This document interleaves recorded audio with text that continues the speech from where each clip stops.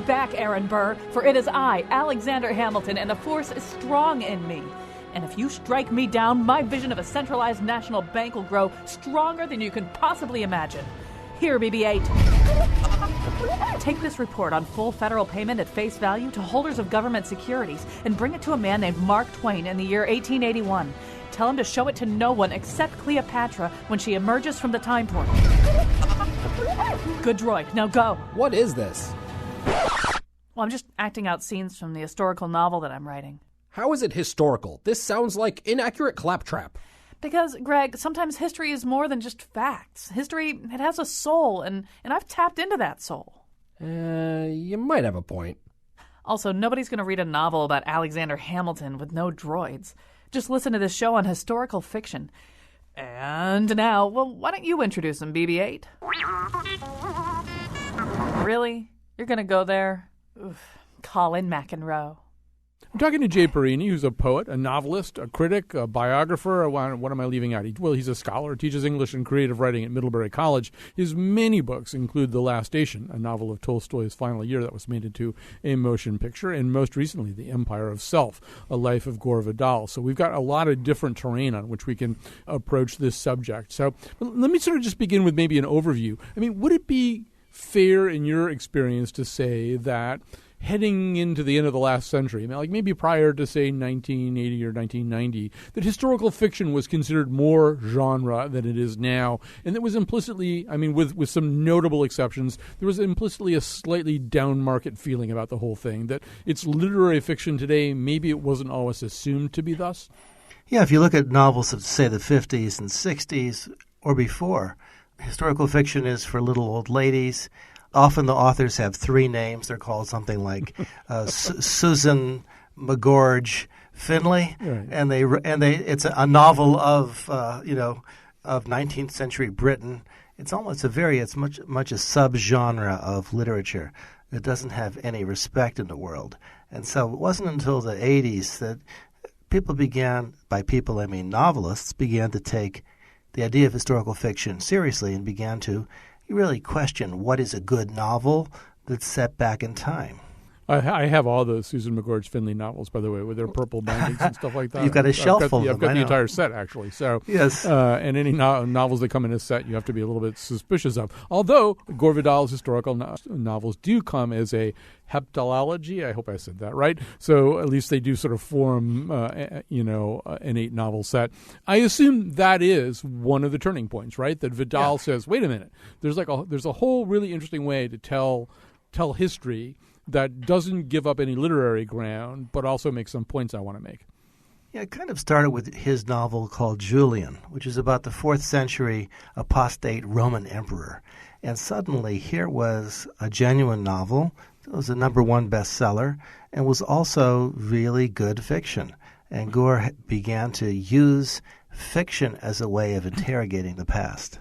And I assume also, I mean, okay, so that's dangerous territory to turn Gore Vidal loose onto, because one of the things, as he started consulting not primary sources probably, but secondary sources, because, I mean, I can't place Julian in a clear enough timeline to know what would have been had. But usually when you're looking at that period, you're dealing with Roman historians who didn't have eyes on the subject, that history from that period is assembled in pretty murky ways as opposed to these immutable denotative truths. You know, I guess if you're writing about Franklin Delano Roosevelt, you've got all kinds of hard, concrete data to deal with. You've got letters and diaries. You can talk to people who were actually living at the time. There's films. So there's massive epistemological data. We know where this stuff comes from. If you're writing about, say, Abraham Lincoln, it gets murkier. But if you're going back to a Roman emperor, who knows what you've got? You've got a mess of data, and it's not as easy to write about historical figures from that period. And people often say modern historical writing goes back to Herodotus and some of these Greek historians. But the truth is that's full of myth and made-up stuff and all kinds of garbage that you would never consider scientific data these days. And fantastic stuff as well. So, but again, I would even question that there is such a thing as scientific history. I think that that any time you're getting in the realm of history, you're getting in the realm of fiction. This is sort of, an argument that gets pushed back and forth. One of the arguments that's been made, and I've seen you write about this too, is that in some ways fiction has to seem true. It has to adhere to some kind of standards that we recognize as truth, whereas history and biography are bound by no such precepts. You just write down the best thing you can find, the truest thing you can find, but it doesn't have to sound true because life often doesn't sound true. I love the quote from Oscar Wilde. He said, "The English are always degrading our truths into facts." And I think, if we're going to get at the truth of something, we have to think about history as an arrangement of facts. And whenever you're arranging facts, you're leaving some things out, you're putting other things in. You're shaping the story. Remember, story is at the core of any historical work, whether it's fact or fiction.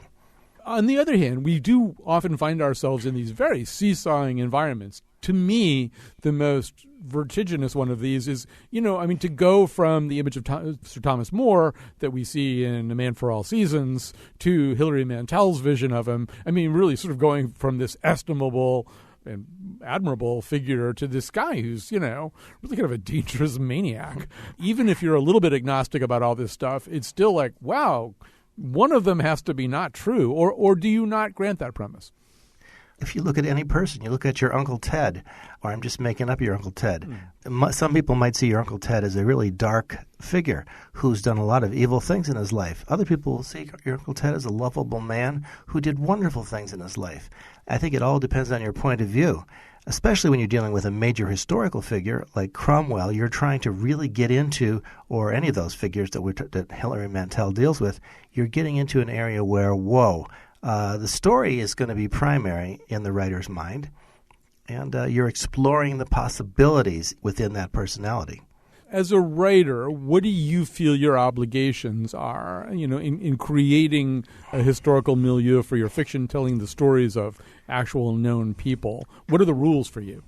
Well, look, and again, it's going to vary from person to person. Jane Smiley will have one way of doing it, Gore Vidal one way, and I will have another way of doing it.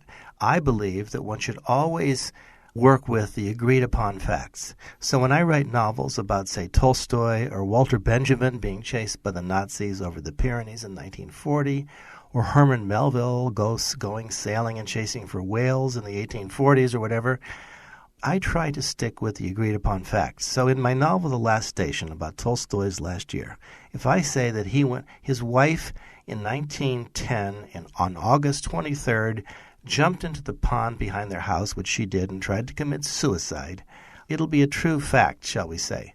But it's a question of what you do with that fact. Once I have her jump into the pond, I jump into her head, and I try to imagine what it was like for her to be falling through the water, thinking, oh my God, my husband has left me. What's become of my life? What will become of my children? What has my life meant?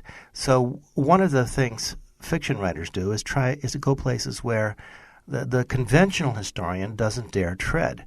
If you're writing a biography of Sophia Tolstoy, you wouldn't dare try to imagine what she was thinking as she slipped through the water and tried to kill herself. You couldn't do that because there are very fierce genre demands.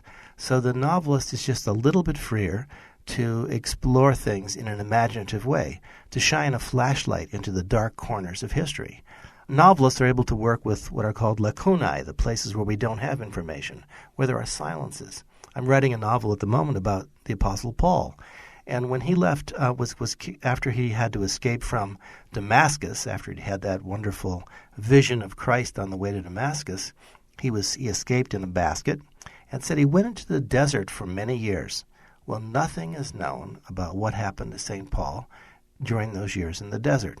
So I have to think as an historian now and say, well, what were the possibilities? We know he went into Arabia. Okay, where? If he went into Arabia, who would he have met? Oh, I think he might have met a mystical group called the Essenes. I get to make things up, but within the context of a plausible life. Oh, this is so fascinating. I want you to come back when this novel is done and have this conversation. Yeah. Because, obviously, I know that you also wrote a biography of Jesus. So when you do this stuff, And obviously your biography of Jesus is very different from the novel you'll be writing about the Apostle Paul. But when you do this stuff, boy, there's a whole other set of tripwires here. I mean, there's the argument that, and Jane Smiley is going to be on elsewhere in the show, but the kind of argument that she and Neil Ferguson might get into, which has to do with historical purism. But you're walking around a whole other set of tripwires, which is what people need to believe, or what people. I mean, a lot of people a lot of religious people will look at the lacunae and say, "You're not allowed to fill in the lacunae." I know, but you know what any Christians say is dealing with the fact that we know virtually nothing about Jesus from the time of his birth until he appears on the stage suddenly, the beginning of Mark. And there he is. Mm-hmm. So age 30, and he's off on his ministry after he's baptized by John the Baptist. Frankly, we know very little about Jesus. In fact, in the mid-1930s, the great theologian Rudolf Bultmann said, you know what? We know so little about Jesus that it's never even worth talking about his life. Right, and four gospel writers have very different agendas. Mark's writing for a Roman audience. I mean, none of them, once again, have eyes on experience. We're back where we started. Yeah, the Christmas story only appears in Luke and Matthew, and those two stories can't be reconciled. They're totally different. Mark seems never to have heard of Christmas or Joseph or the manger or Bethlehem, and certainly the Gospel of John makes no mention of any of that. So there's two ways to look at the kind of work that you're doing. There's probably more than two, but there's two obvious ways. One of them is you're kind of a very effective and beneficent gateway drug into history, right? Maybe somebody who wouldn't pick up a Neil Ferguson text, will pick up a piece of historical fiction if it's well written, well imagined, and true. That person maybe then becomes interested in that historical period, so that's great. It's all to the good. And then there's the dystopia that Ferguson imagines, which is that people are only willing to consume what he regards at a certain point as fairy stories, right? He's going to say, well, as soon as you've got Tolstoy's wife in the pond and you're thinking about what she's thinking about, you're off the reservation and you're no use to me as a historian. Yeah. And I have no use for many historians because their work is so dull and boring. Mm-hmm. I mean, they first of all often write very, very badly. And then what is the status of the material they're working with a supposed fact? Many real historians are working from, say, letters, diaries, and interviews. And very frequently, that's very suspect material. I find the interview as one of the great forms of fiction. Memoir is the greatest form of fiction. So you can't really count fact as fact. I mean, what is the truth basis of most supposed facts in historical works? I would doubt that Ferguson could stand behind many of the facts. I think I could go through page by page of his work and say, you call this a fact? So I think the other thing is, and just maybe to build on that statement, is that the very best historians sooner or later have agendas or they begin to embrace a certain set of facts. David McCullough, writing about the Wright brothers, among other things, he was very unwilling to consider this other possible narrative that Gustav Whitehead was also developing human-powered flight. And he gets really cranky about it, too. You can see at a certain point he's bonded with the Wright brothers, and as great a historian as he is, he's really not interested in hearing about any other stuff. Right. What's the temptation that lures you or Vidal into historical fiction? I mean, if you're just writing fiction, you get to make up everything. If you're writing sort of Herman Wouk type historical fiction, you make up a bunch of characters and set them up against the scrim of some historical period. But the work that you're doing, that Vidal did, okay, so if you're writing Lincoln, if you're writing Tolstoy, there are some limitations that will be put on you or that you'll put on yourself. The allure of doing it is that you really like to believe that you have a good historical imagination and you can edge your way into the material and somehow discover angles on it which will be true and which will resonate and which will bring alive a period of history, a person, in a fresh way. I mean, Vidal took all of American history as his bailiwick. He said, I'm going to rewrite the American narrative. I'm going to show that really a lot of the things we thought were true about American democracy are not true. Gore really was obsessed with the idea that after a certain period, say 1850, with the Mexican War, suddenly we became obsessed with empire, acquisition. We became a very warlike nation. And so Gore is showing aspects of the American character that were not present in many conventional historians. I would imagine also, and it's something that neither you or I is really qualified to talk about, but obviously there are groups of people whose stories aren't well told in histories because their records aren't as well preserved. I'm really thinking in particular of African-American, pre-Civil War African-Americans, where, you know, when you have writers like Edward P. Jones who come along and begin to write historical fiction about that, in a way, because, in fact, some of the records aren't maybe as complete as the power-holding white counterparts would be, it's a real opportunity to try to somehow or other use your mind to go into that period and understand it better than it's understood in, say, Gone with the Wind. You know, I like to think that writers of novels and poetry are people who can use their imagination in very useful ways. Rudyard Kipling wrote brilliantly, for example, about the English army in India. And someone once asked Kipling, how did you know the way they talked inside the barracks in India? And he said, well, I was once passing by a barrack, and I stopped for 5 minutes and listened at the window, and that's all it took. Well, he had such a powerful imagination that he was able to really people that world and get their attitudes and think about all the different varieties of human experience possible within that context. Let me go back to St. Paul for just a second. And so when you approach a project like that one, do you feel an obligation to vacuum up every single particle of historical writing ever done about St. Paul?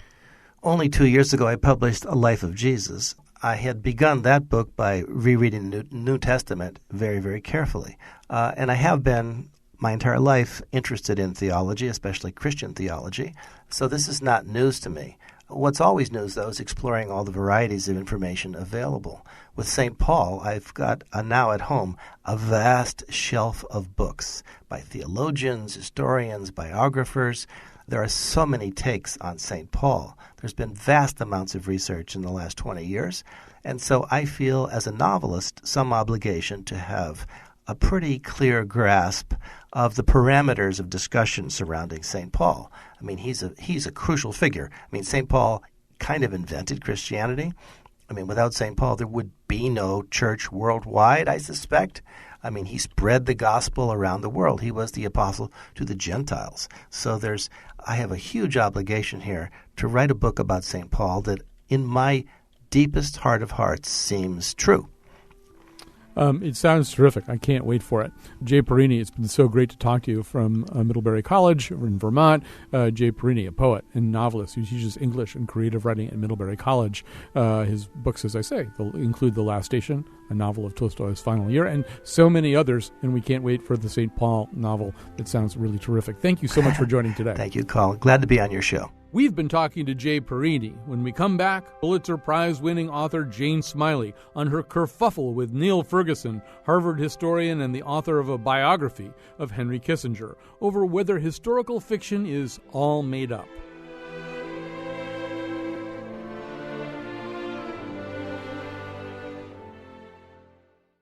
I'm assuming I don't have to tell you who Jane Smiley is at this point. She won the Pulitzer Prize for 1,000 Acres. She's written so many more novels and some maybe less well-known nonfiction. And most recently, she's written her first trilogy, Last 100 Years, a family saga. And more than that, I mean, we want to talk to her as a writer of historical fiction, but she's also kind of gotten into a conversation, and sometimes a somewhat heated conversation, about the nature of historical fiction and what its relationship is to history. So we're going to talk a lot about that today. She's joining us from KAZU in Seaside, California. Welcome to the show. Hi, thanks for having me. Maybe you can tell me why, as a writer, you're attracted to historical fiction. I mean, obviously, you could and have written lots of fiction that takes place in the present where you don't have to spend insane amounts of time researching stuff and trying to figure out when the ferries crossed from, San Francisco to Vallejo. I mean, there's like a lot of fly specking that you have to do with historical fiction. So why bother? I've written several historical novels, and the impetus for each one was slightly different. The first one was The Greenlanders, and the impetus for that one was I knew that I was familiar with the Icelandic sagas, and I knew that there had been a colony on Greenland, and I was interested in that and why it might have disappeared.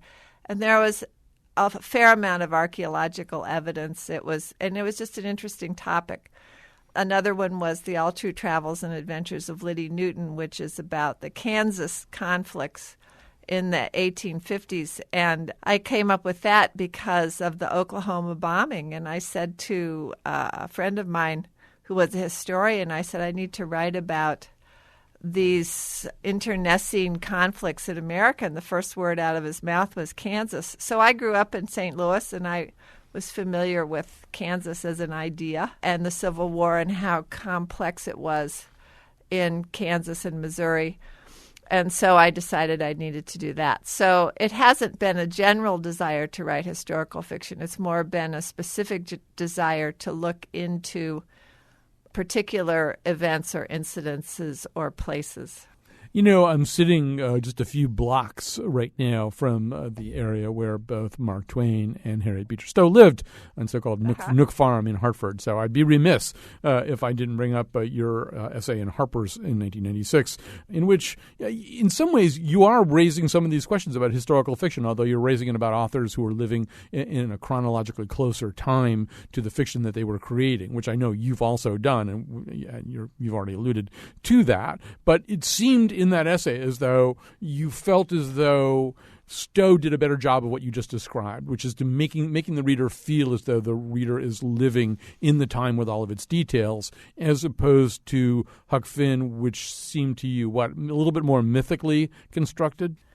For Stowe, this wasn't historical fiction. This was fiction that was taking place while she was alive and while she was contemplating the issue of slavery.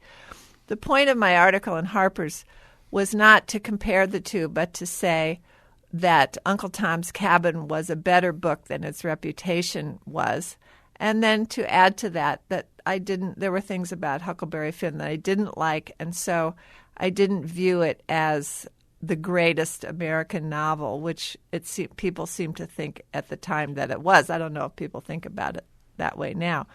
But Huckleberry Finn was historical fiction because Twain wrote it after those days were gone. I think he wrote it from memory. I don't think he went back and did any research or anything like that. And it's also, I think, it's not photorealism either. You know, it's not the fictive equivalent of photorealism. It is, I think, explicitly a yarn.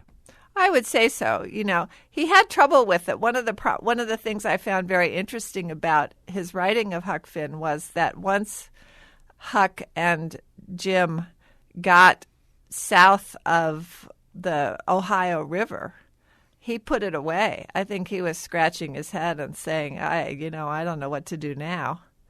But like most writers, he needed the money. So 3 years later, he took it out and he said, okay, I think I can fix this by turning it into something more playful than it started out being. Mm-hmm.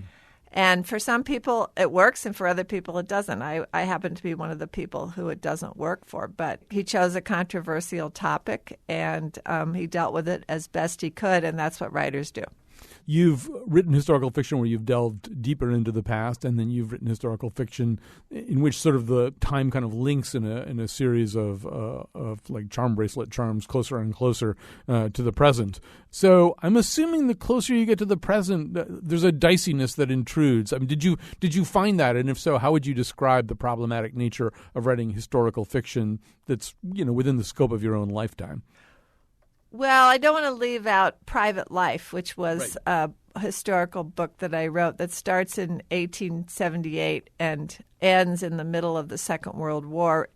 The closer you get to our world, the more data there is, the more books have been written, the more information there is. And so your problem is not finding out what happened, but sorting out what happened.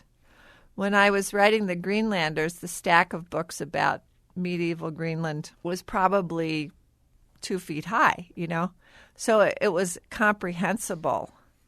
When I was writing the Last 100 Years trilogy, I really had to sort through the books and the information online and make up my mind what was the most likely stuff to stick in, because I could have just gone on and on. It could have been, instead of being essentially a grand total of 1,200 pages, it could have been 12,000 pages. I want to just sort of pause on that because I think that's a thing worth exploring for a second, because certainly with a novelist, somebody who's creating fiction, it's almost axiomatic that you're making choices, you're inventing some of the content. When you're writing nonfiction... Excuse me, I'm going to say something. Go. The thing you're inventing is the inner lives of your characters. Mm-hmm. And so if you have characters who actually existed, then you're on slightly more risky ground because other people are going to have theories about the inner lives of those characters.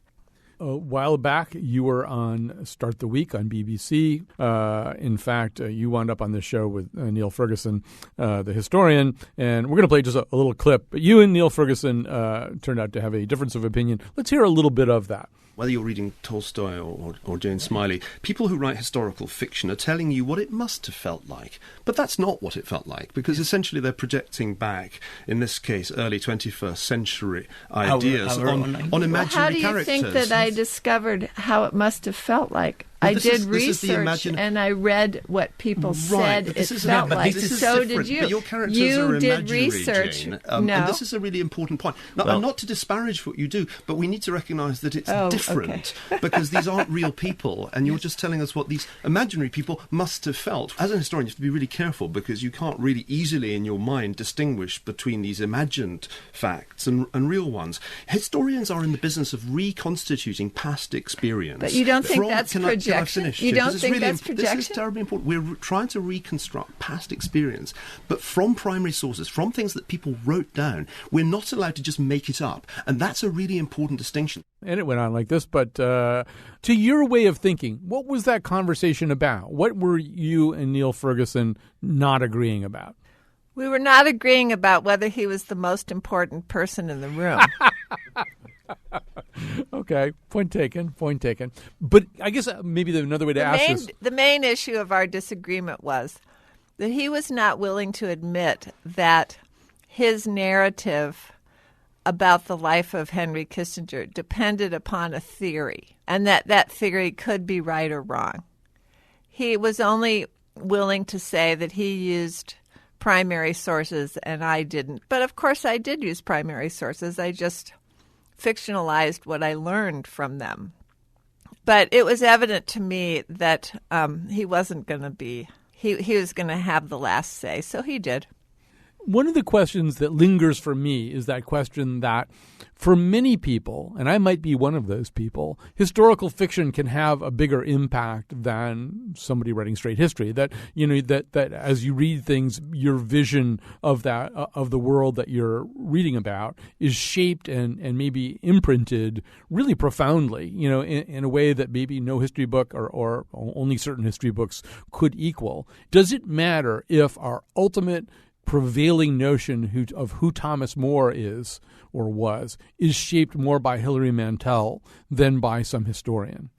I love reading history, and some of my favorite books that I've read in the last couple of years have been history, but they've sort of been large history, like Ian Morris's book, Why the West Rules for Now, or Jeffrey Parker's book, Global Crisis.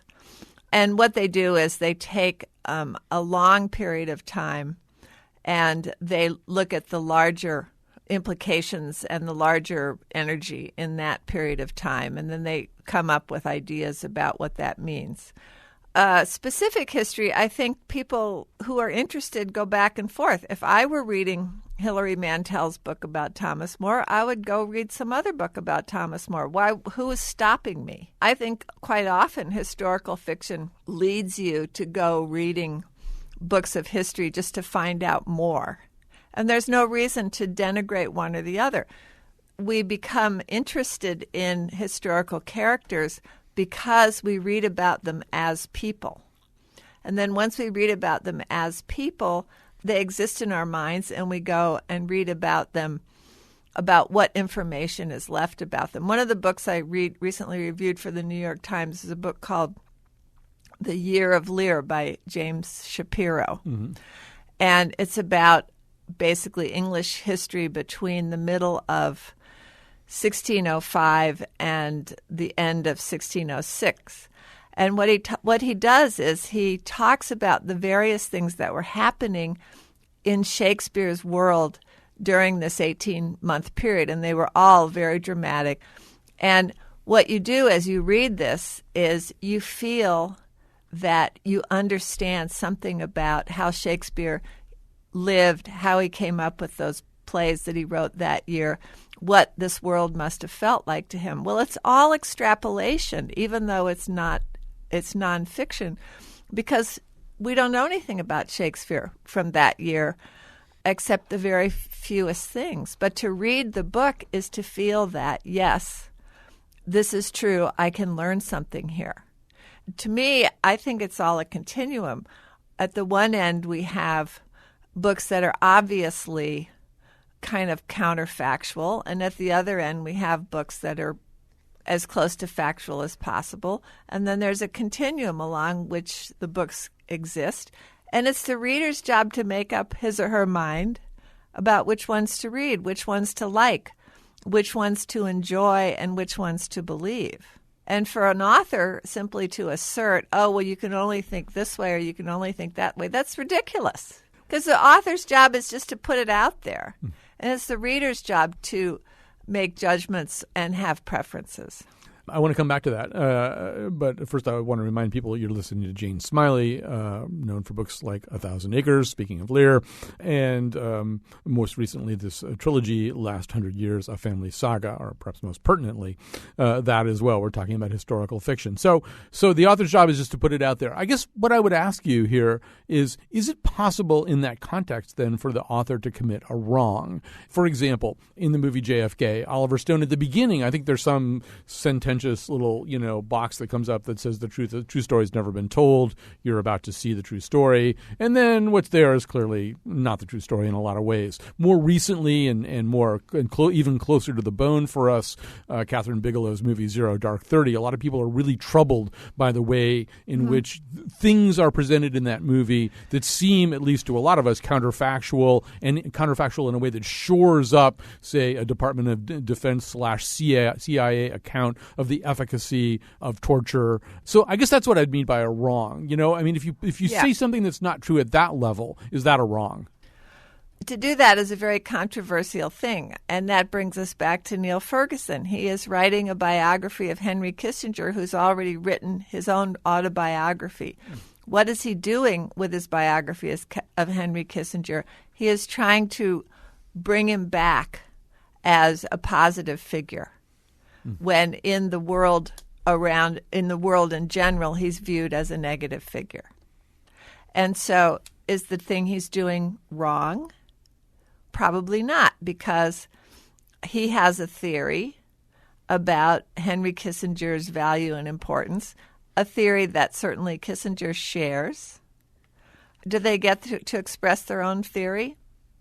Of course they do. But it's just a theory about these historical incidents that Henry Kissinger was a part of.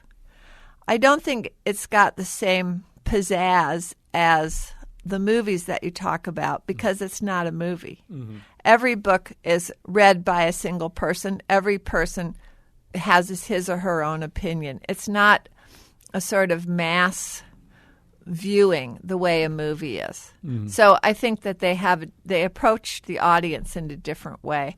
And in some ways, the problem with a movie that isn't necessarily factual is that it imposes itself. It's so large that it imposes itself upon you. A book is a thing that inserts itself into you like a little virus. And you and it are equally powerful. That's putting a certain burden anyway on the reader, saying, okay, you figure it out. There's always a burden on the reader, because a book is nothing. And then the reader opens it up and the book comes alive in the reader's imagination.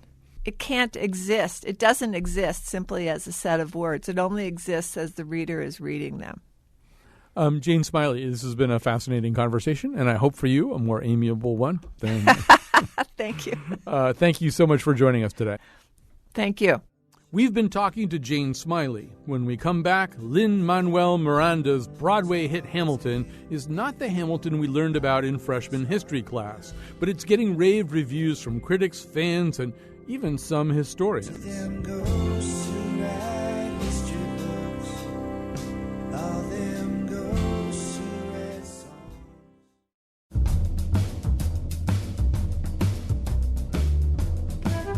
Today's show was produced by Betsy Kaplan, the little princess of a merchant family in the northern German city of Lübeck during the years 1835 to 1847, and by me, a gentlewoman of fierce reputation, beloved by some, feared by the rest, who, in an adventure where I am wounded, meets the Duke of Anjou, pretender to the throne of Henry III. Greg Hill appeared in the intro and tweets for us at WNPR Colin. Our interns are Zachary LaSala, Nate Gagnon, and President Millard Fillmore. The part of Bill Curry was played by the Emperor Claudius. For show pages, articles, and photos of the Here and Now staff dressed as the 6 wives of Henry VIII, visit our website, wnpr.org/Colin. On tomorrow's show, The Nose wraps up 2015. And now, back to Colin. In the final segment today, we're going to talk about Hamilton, and I'm going to begin before I even let our guest talk. I have to say, I struggled with this a little bit, and I'll tell you why. First of all, I know we have to talk about Hamilton. It's just this incredible phenomenon, but I have sort of a grumpy and churlish take on this, which is that I'm kind of tired of hearing my fellow journalists who don't go to plays, who don't use theater to inform themselves about history and about public events. Because Hamilton is like the one play they've gone to in the last 2 years, then I just hear them cavelling and getting all excited about Hamilton. And I feel as though, wow, if you don't use Richard Nelson's Apple Family Cycle plays at the public, or you haven't seen Bloody Andrew Jackson, or you're not watching Ayad Akhtar's plays about Muslim Americans and Muslims in the Muslim world, if those things aren't informing your viewpoint, and then suddenly, Hamilton is this highly fetishized thing for you, it just seems as though you're kind of missing the point. Anyway, that's just me being grumpy. I go to New York. I go to the theater a lot. Hamilton isn't the only play that could be useful to somebody. However, it is the only play that has the kind of profile that Hamilton has right now. Joining us, and then when I read Joanne Freeman's piece, I thought, oh, well, we absolutely have to talk about that. Joanne Freeman is a professor of history and American studies at Yale. She's the author of Affairs of Honor, National Politics in the New Republic. She's joining us now from the studios of Yale. Welcome to our show. Well, thanks for having me. In a piece for Slate, you explored this whole question, this question of what Hamilton does and does not do. And it seems fair to say, I think, based on my reading of your piece, that it's kind of similar to what was said about Bloody Andrew Jackson. It captures the essence of Hamilton, or at least one of the ways that one could understand Hamilton. But say more about how you perceive this. That's interesting. I saw Bloody Andrew Jackson, too. I think the difference between that, or one of the differences between that and this, is that Bloody Andrew Jackson was very much tongue-in-cheek. Mm-hmm. It was winking at the audience the entire time. So I didn't expect that play to really give me that much from the time period. I suppose there were aspects of Jacksonian America maybe floating through there. I was bemused that, I'm watching a play with John Quincy Adams on the stage, and that doesn't happen all that often. But I think a difference between that play and Hamilton is that Hamilton is very sincere about what it's presenting. I think I know that Lin-Miranda really took the history seriously. There's a lot of stuff in that show. They sing part of Washington's farewell address.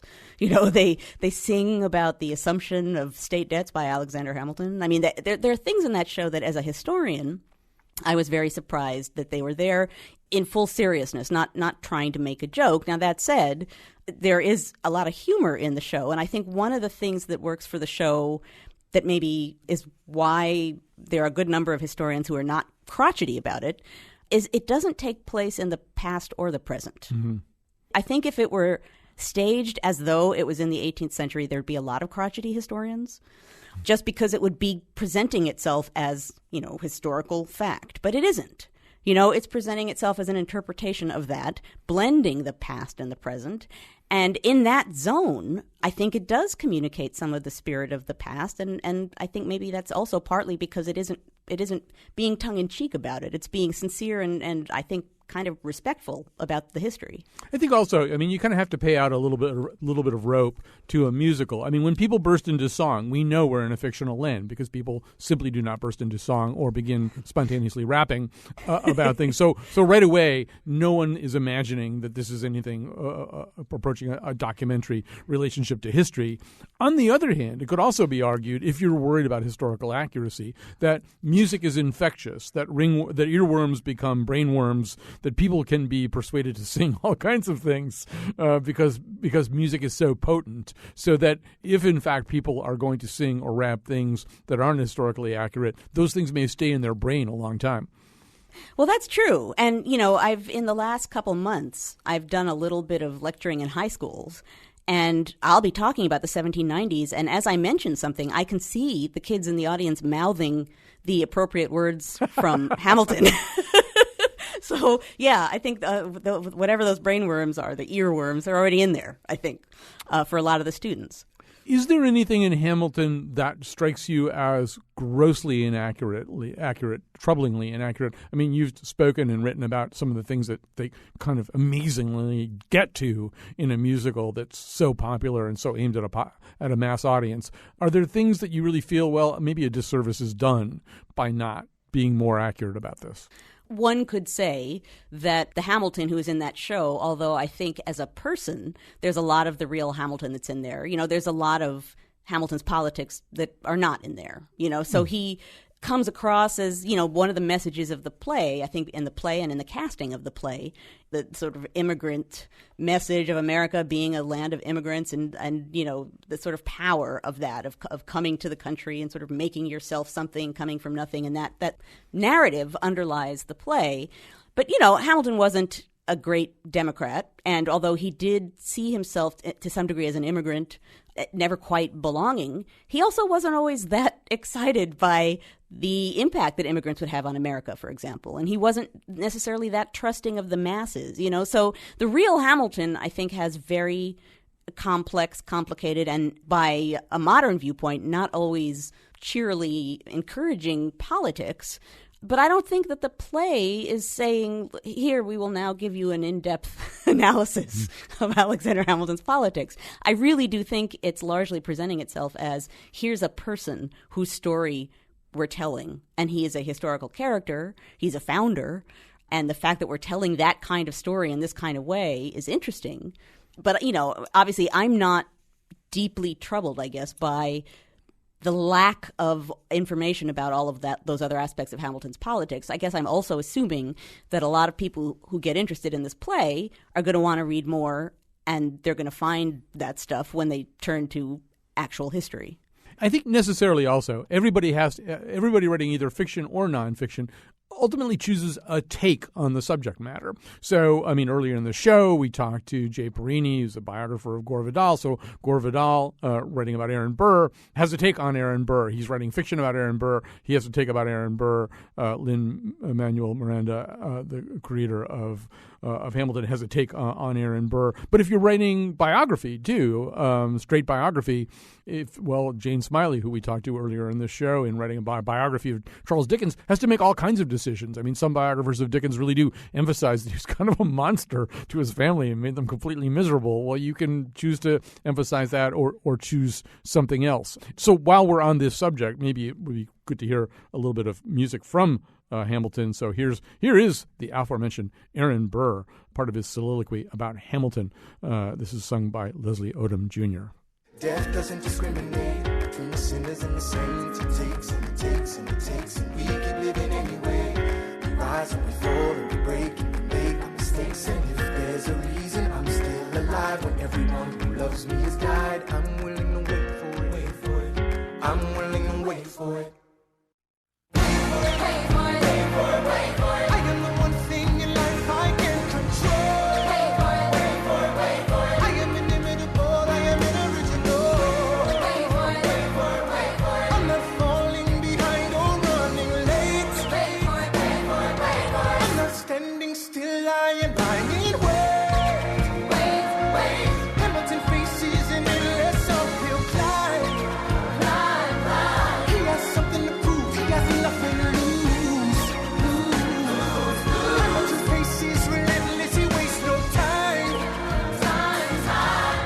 Like in his shoes. So if that makes you want to go get tickets to Hamilton, don't bother trying. But it probably does make you want to go get tickets to Hamilton. So Joanne Freeman is a professor of history at Yale and the author of Affairs of Honor, National Politics, and the New Republic, and the editor of Alexander Hamilton writings. So Hamilton, notwithstanding your finest efforts, Joanne Freeman, prior to the launching of this musical, if you were to walk into a high school classroom or maybe even a freshman history class at Yale, Hamilton would be a pretty inert topic for a lot of people. I mean, if this historical fiction has a single virtue, would it be that it just completely animates somebody whose, main role in American thought and imagery prior to the beginning of this musical was its position on a piece of American currency? You're right. And I think Ron Chernow's book sort of started the trend. But before that point, yeah, I think people, if anyone had ever heard of Hamilton, they knew he was on some money and maybe they knew he died in a duel, and that was about it. But I actually think, to me, one of the things that the play really accomplishes that matters is not necessarily that it restores life to a historical character like Hamilton, but it's that it restores life to that time period in a way that I think really grabs people. And oddly enough, and this is a sentence that I'm amazed is coming out of my mouth, but the rap and the hip-hop music really does capture something about the spirit of that revolutionary moment. The fact that it's an improvised moment, the fact that there's a lot of bravado involved in that moment. The play, because it's a musical and because it's specifically that kind of music with that kind of a cast, really, I think, brings life back into the founding period. And that's a period that I think for a lot of people is very dead and very boring and very cast in marble.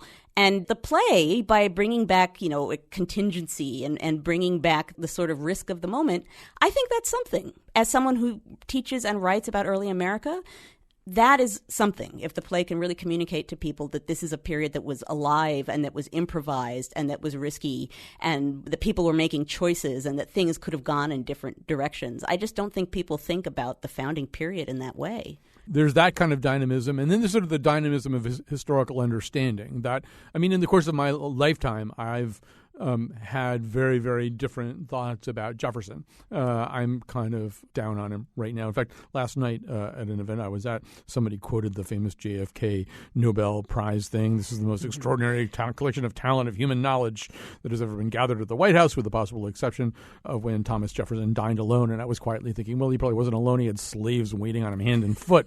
Maybe we could mention that, too. And what, in many ways, a dreadful person he really was. But see, I don't know if I'm alive 20 years from now, I might be thinking about that in a whole new way. And the idea that Vidal could write Burr and then this production of Hamilton could exist is also an argument for the dynamism of history, that no matter what time period it's located in, it just doesn't sit there calmly. Right. No, I think that that's very true. And particularly when you're talking about, I think, any historical character, and particularly one that has anything potentially controversial about him or her, they rise and fall in popularity and their reputations shift and merge and morph over time. And that's true certainly for Hamilton and Jefferson, but, across the board, I think that's true.